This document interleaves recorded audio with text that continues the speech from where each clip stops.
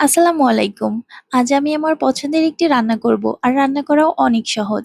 আমার ছোট মাছ বরাবরই খুব পছন্দের। আজ বেলে মাছের পোনা দিয়ে হাতে মেখে রান্নাটা হবে।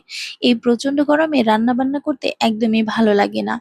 বিশেষ করে দুপুরবেলা এত গরম থাকে কিচেনে ৫ মিনিটের বেশি থাকলে ঘেমে গোসল করা যায়। এবার রান্নার জন্য প্রথমেই প্যানে খানিকটা সরিষার তেল নিয়ে নিয়েছি। এবার একে, একে সব রান্নার উপকরণগুলো দিয়ে দিব। ফার্স্টে নিয়েছি পেঁয়াজ কুচি, ফালি করে রাখা কাঁচামরিচ, টমেটো আর খোসাসহ কুচি করে রাখা আলু।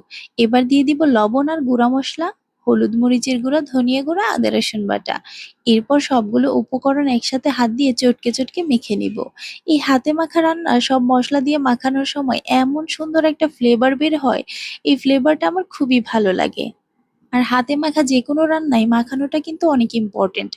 সবকিছু ঠিক থাকলে মাখানোর উপর ডিপেন্ড করে রান্নার টেস্ট কেমন হবে। সবকিছু ভালো করে মাখিয়ে এবার বেলে মাছের পোনাগুলো দিয়ে দিয়েছি।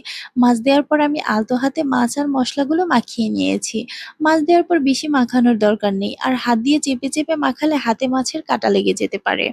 এরপর হাত ধুয়ে আমি পরিমাণ মতো একটু পানি দিয়ে দিব। এবার ঢাকনা দিয়ে ঢেকে বসিয়ে দিব। প্রথমে আমি হাই হিটেই রান্নাটা করব, এরপর মিডিয়াম হিটে। আর মাঝে, মাঝে ঢাকনা তুলে একটু দেখে নেব কি অবস্থা।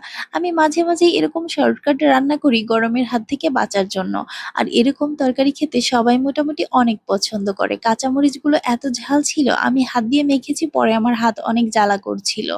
আমি প্রথমে বুঝতে পারিনি, তাহলে হাতে গ্লাভস পরে নিতাম। মোটামুটি রান্নাটা একদম শেষের দিকে আমি বেশ কিছু ফ্রেশ ধনিয়া পাতা উপরে দিয়ে দিব। আর তরকারিতে একটু ধনিয়া পাতা না হলে মনে হয় কি যেন একটা মিসিং। রান্নাটা বেশ মজা হয়েছিল।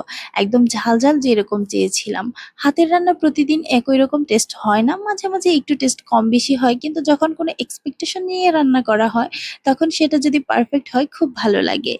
সবাই ভালো থাকবেন। আল্লাহ হাফেজ।